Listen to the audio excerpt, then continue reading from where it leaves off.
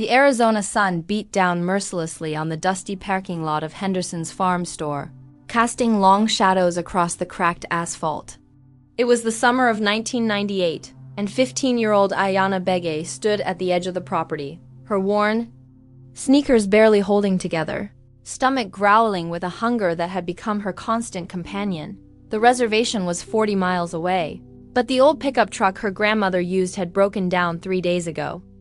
With no money for repairs and the nearest grocery store even farther, Ayanna had walked the dusty highway, hoping someone at Henderson's might give her work in exchange for food. Tom Henderson emerged from the store, his belly straining against a sweat-stained shirt.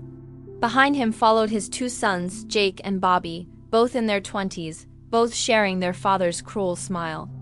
The family had run this farm supply business for 3 generations, serving the scattered ranches and farms in this corner of Arizona.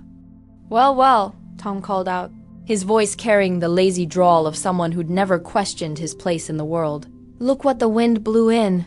You lost, girl." Ayanna straightened her shoulders, fighting the urge to shrink back. "I'm looking." "FOR work, sir. I can clean, organize inventory, help with whatever you need." Jake Henderson laughed, a harsh sound that made Ayanna's skin crawl. "Work? You think we'd hire some reservation girl?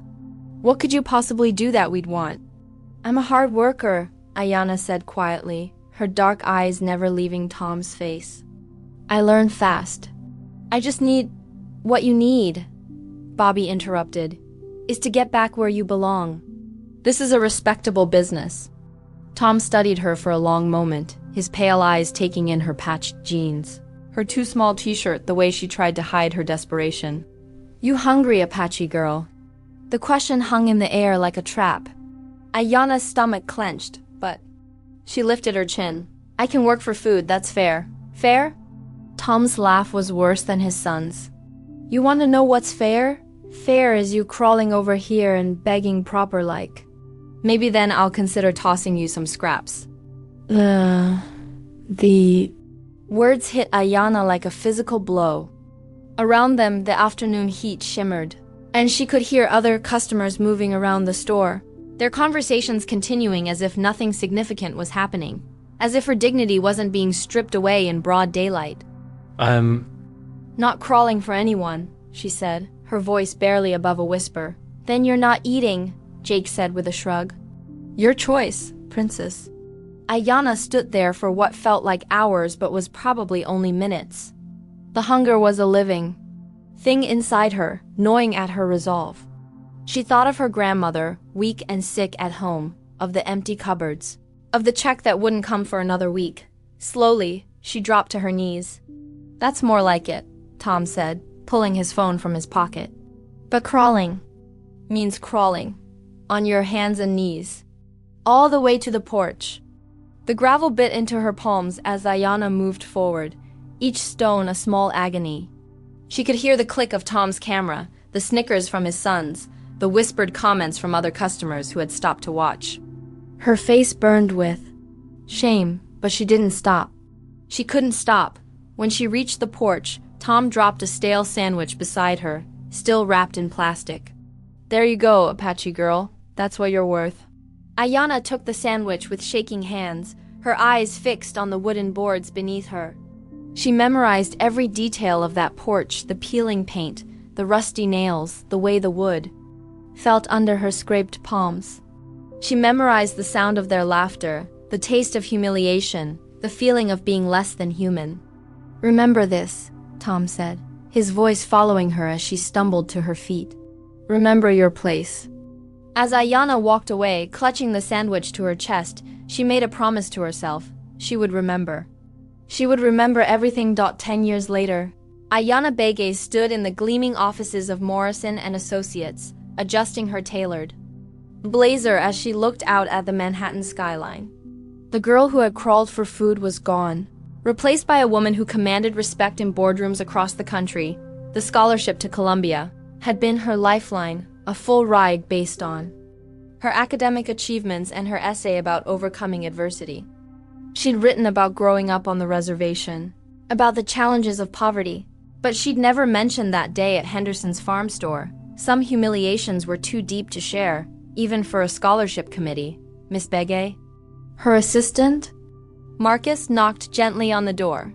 Your 3 o'clock is here. Ayana turned from the window, her expression professional and composed. At 28, she was one of the youngest senior analysts at the firm, specializing in agricultural and rural property investments. Her success had been methodical, calculated, built on the foundation of that promise she'd made to herself. On a dusty Arizona afternoon, "Send them in," she said, settling behind her desk. The clients were representatives from an agricultural investment fund looking to expand into the Southwest. As they discussed potential properties, Ayana's mind was already working, calculating not just profit margins, but possibilities for something more personal. "There's actually a property in Arizona I've been researching," she said, pulling up a file on her computer. "Henderson's farm store and the surrounding land. It's been in the same family for generations, but they're struggling financially.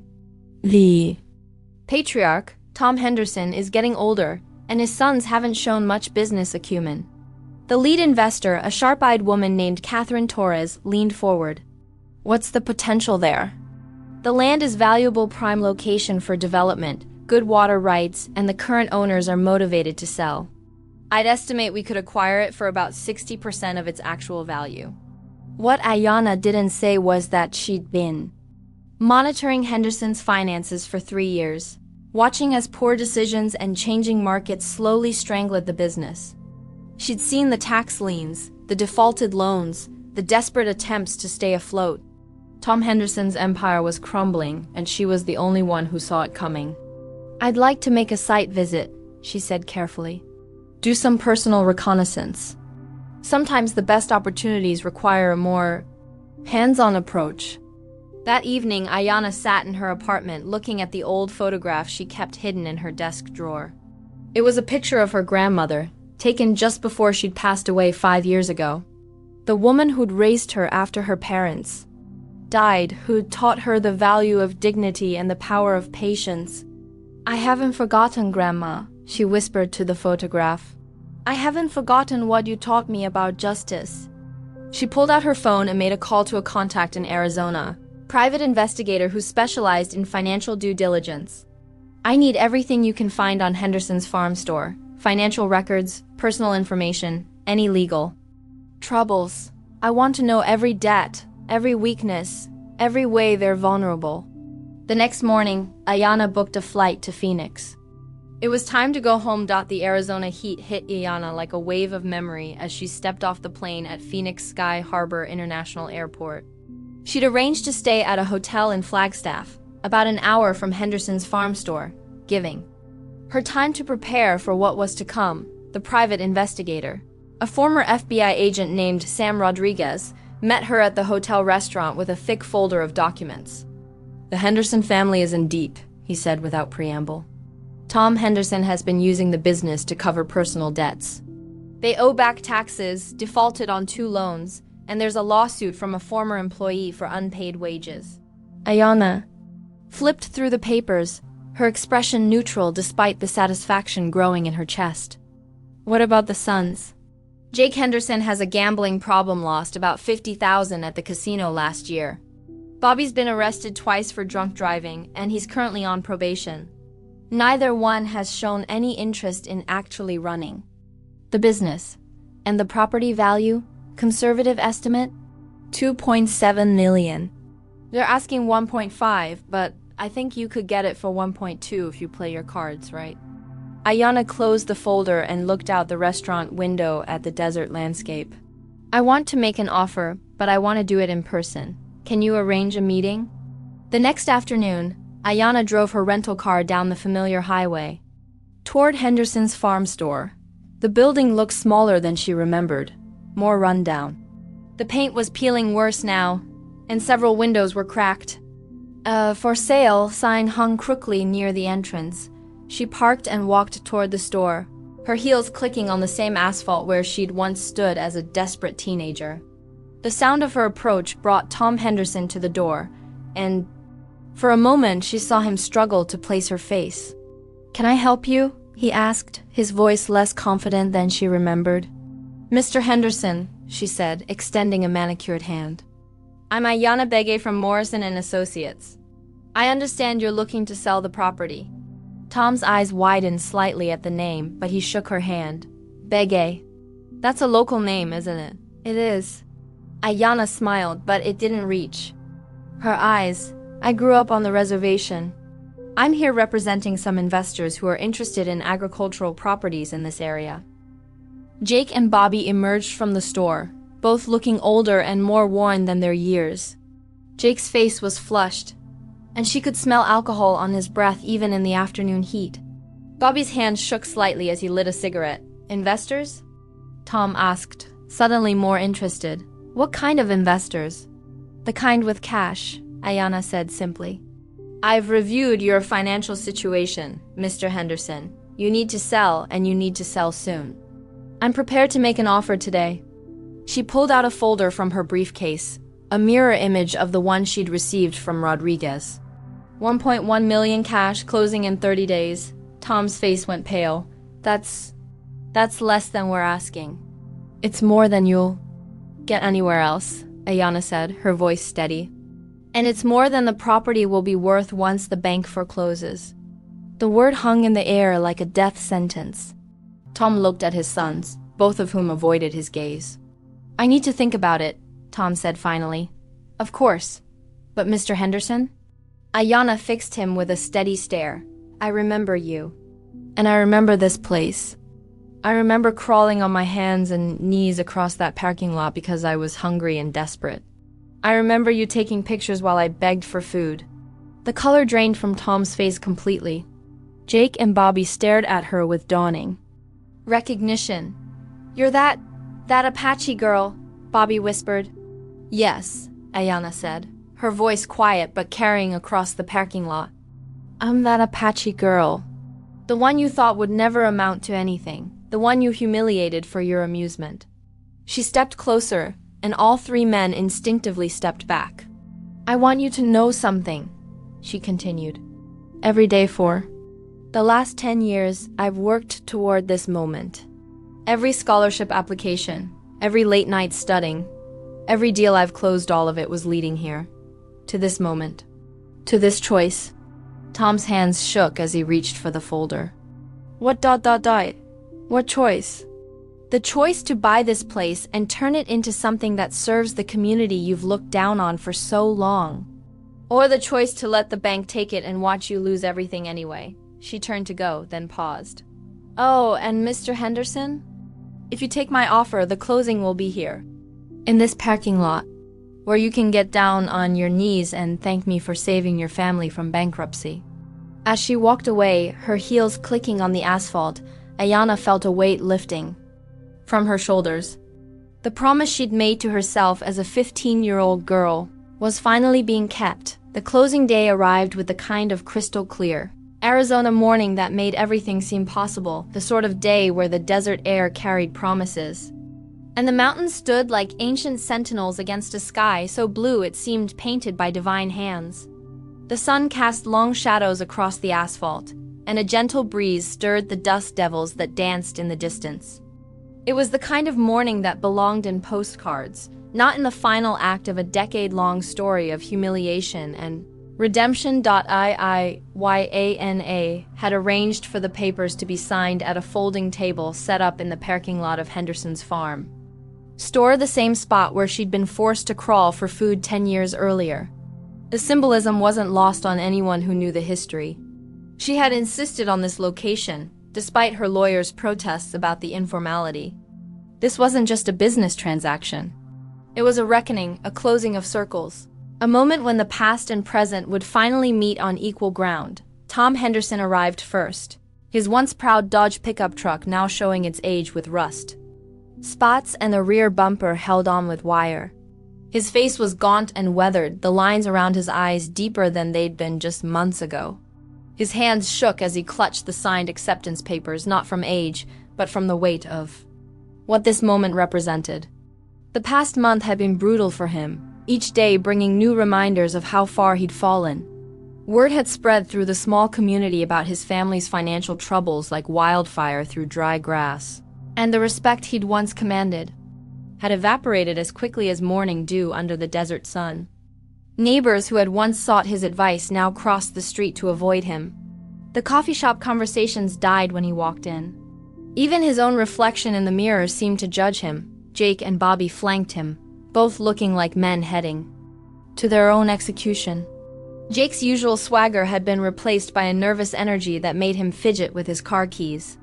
Bobby, always the quieter of the two, kept his eyes fixed on the ground, his shoulders hunched as if trying to make himself invisible. Both men had aged years in the past month, their faces bearing the weight of shame and uncertainty about their future. Ayana pulled up in a black SUV, not ostentatious, but undeniably expensive, its paint gleaming in the morning light. The vehicle represented everything she had built, everything she had become. She stepped out with the confidence of someone who had earned every dollar, every opportunity, every moment of respect. She was followed by her lawyer, a sharp-dressed woman from Phoenix who carried herself with the authority of someone accustomed to high-stakes negotiations. The title company representative, a middle-aged man with kind eyes and a gentle demeanor, emerged from his own vehicle, briefcase in hand. Sam Rodriguez, her business partner and one of the few people who knew the full story, stayed close to her side, his presence both protective and supportive. She had also invited several members of the local Native American community, including the tribal council chairwoman, a dignified woman in her 60s whose silver hair was braided with traditional beads, and whose presence commanded immediate respect. The director of the reservation's Economic Development Office, a younger man, with keen eyes and a smartphone constantly buzzing with messages, stood beside her. There were others too, elders who had lived through their own struggles. Young people who represented the future Ayana was fighting to build, and community leaders who understood the significance of this moment. "Mr. Henderson," she said, stepping out of the vehicle. Her voice carried across the parking lot with a clarity that made everyone pause. She wore a simple but expensive black dress that spoke of success without ostentation, and boots that were both practical and elegant, the kind of outfit that said she belonged in boardrooms and on construction sites equally. "Are you ready to proceed?" Tom nodded, not trusting his voice. His throat felt dry, and he could taste the metallic flavor of fear. The irony wasn't lost on him. He was about to lose everything to the girl he'd once forced to crawl for scraps. The girl he'd photographed in her moment of deepest humiliation. The girl he'd laughed at. The girl he'd told to remember her place. Now she was the one with the power, the one with the money, the one who would determine his fate. As the title company representative began reviewing the documents, laying them out on the folding table with practiced efficiency, Ayana walked to the exact spot where she'd knelt as a teenager. The gravel had been paved over years ago, but she could still feel the ghost of those stones cutting into her palms. She could still hear the laughter, still feel the burning shame, still remember the taste of the stale bread she'd finally been thrown like she was an animal. The memories were as vivid as if they'd happened yesterday, preserved in perfect detail by the trauma of the experience. "Before we finalize this," she said, her voice carrying across the parking lot with a resonance that made everyone stop what they were doing, "I want to say something." The small crowd gathered around her, the lawyers shuffling papers, the community representatives standing with quiet dignity, and the Henderson family looking like they wanted to disappear into the desert landscape. Tom looked like he wanted to run, to get in his truck and drive until he ran out of gas, but he was trapped by circumstance and the weight of his own choices. There was nowhere to go, nowhere to hide from this moment that had been 10 years in the making. 10 years ago, I stood in this parking lot as a 15-year-old girl, Ayana began, her voice steady despite the emotions churning beneath the surface. I was hungry, desperate, and alone. My family had no food, no money, no hope. I walked here in shoes that had holes in them, wearing clothes that had been patched so many times they were more patches than original fabric. I asked for work, for the chance to earn food for my family. I was willing to do anything: sweep floors, stock shelves, clean bathrooms. I wasn't asking for charity, I was asking for dignity. She paused, letting the words sink in. The desert?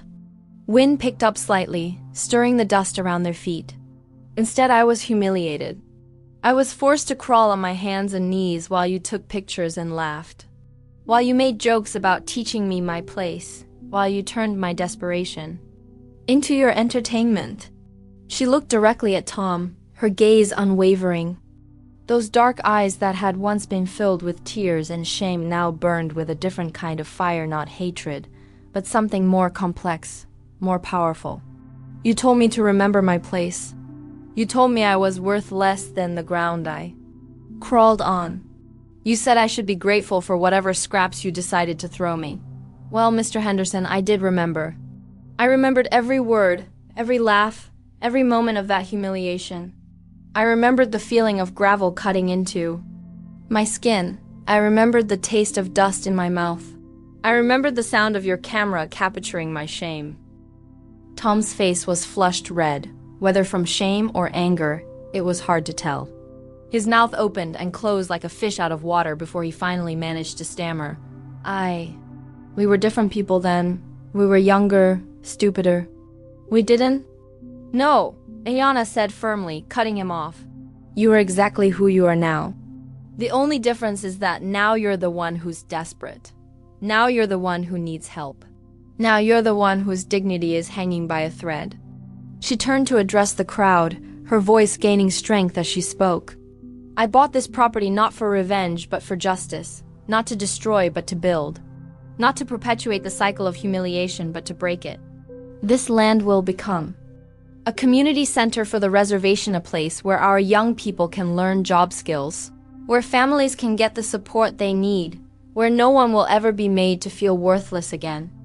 The tribal council chairwoman stepped forward, her voice carrying the weight of generations. Ayana has pledged to invest $2 million in this project. It will create jobs, provide services, and stand as a symbol of what our people can achieve when we're given the opportunity instead of the back of someone's hand. This center will have a computer lab, a job training facility, a daycare center, and a food pantry. It will be a place where dignity is restored, not destroyed. Tom's legs seemed to give out, and he sank to his knees in the parking lot. It wasn't the theatrical gesture Ayana had once imagined in her darkest moments of planning revenge. It was just a broken man finally understanding the full weight of his actions. The proud man who had once stood tall while a teenage girl crawled at his feet was now the one on his knees, brought low by his own choices. Please, he whispered, his voice barely audible. I know what we did was wrong. I know we hurt you. I know we scarred you. But this will destroy us. Where will we go? What will we do?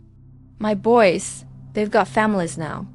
Kids who need food on the table. We'll lose everything. Ayana looked down at him, feeling not the triumph she'd expected, but something more complex, a mixture of justice and compassion that surprised her. She had spent years imagining this moment, dreaming of the day when Tom Henderson would be at her mercy. But now that it was here, she felt something she hadn't expected: pity. Not for the man who had humiliated her, but for the broken human being kneeling in the dust. Mr. Henderson, she said quietly, I'm not your enemy. I never was. The enemy was the system that taught you to see me as less than human. The enemy was the poverty that made me desperate. The enemy was the prejudice that made you think my suffering was entertainment. She paused, studying his face. I'm giving you and your sons jobs at the community center, if you want them. You know this land, you know the suppliers, and you know the community. You can help build something good here instead of watching it crumble. Tom looked up at her, tears streaming down his weathered face, cutting tracks through the dust that had settled there. You do that after everything we did? After the pictures, the laughing, the cruelty. I do that because of everything you did, Ayana replied, her voice growing stronger. Because I learned something that day 10 years ago. I learned that dignity isn't something anyone can take from you unless you let them. And I learned that the person with the real power isn't the one who forces others to kneel. It's the one who helps them stand up. She extended her hand to Tom, just as she had the day before when she'd introduced herself as a businesswoman. This time, when he took it, she helped pull him to his feet. His hand was rough and calloused, the hand of a man who had worked hard. His whole life, even if he had made terrible choices along the way. "The crawling ends here," she said quietly, so only he could hear. "For all of us." As the papers were signed and the property officially changed hands, each signature marking the end of one chapter and the beginning of another, Ayana felt the final piece of her childhood trauma transform into something else, not a wound that would never heal, but a source of strength that would never diminish. Not a reason for revenge, but a foundation for justice. Not a burden to carry, but a purpose to fulfill. The Apache girl who had crawled for food was gone, transformed by years of struggle and determination into something new. In her place stood a woman who would ensure that no one else would ever have to crawl for dignity, for respect, or for the chance to prove their worth. A woman who had turned her pain into power, her humiliation into hope, her trauma into triumph. The desert sun shone down on the parking lot, illuminating not an ending, but a beginning. On the same ground where humiliation had once taken root, hope was now being planted. And under Ayana's careful tending, it would grow into something beautiful, a testament to the power of resilience, the importance of dignity, and the transformative potential of turning pain into purpose. As the crowd began to disperse, the tribal council chairwoman approached Ayana. "Your grandmother would be proud," she said simply. "She always said that the strongest steel is forged in the hottest fire." Ayana nodded, slowly, not as a gesture of agreement, but as an act of acknowledgement, of bearing witness, of carrying forward. She felt the moment sink into her bones, as if time itself had slowed to press this memory into the deepest parts of her being. It wasn't just her own story that pulsed beneath her skin. It was the story of so many others. Of those who had come before her, who had walked with heads bowed through doors that would not open, whose hands had been calloused by labor no one saw, whose silence had been mistaken for consent. She could almost hear them now, the rustle of skirts, the scuff of bare feet on dirt floors, the whispers in native tongues not meant for courtrooms but for survival. And then, too, she felt the weight of those not yet born, children who would one day look at her name in a textbook, or carved into a plaque, or perhaps only whispered in a bedtime story, and feel less alone. She was standing in the space between what had been endured and what could still be imagined. Around her, the parking lot slowly emptied. Cars started, doors slammed, voices faded into routine. People returned to their homes, to dinner tables, to errands and quiet evenings. But Ayana didn't move.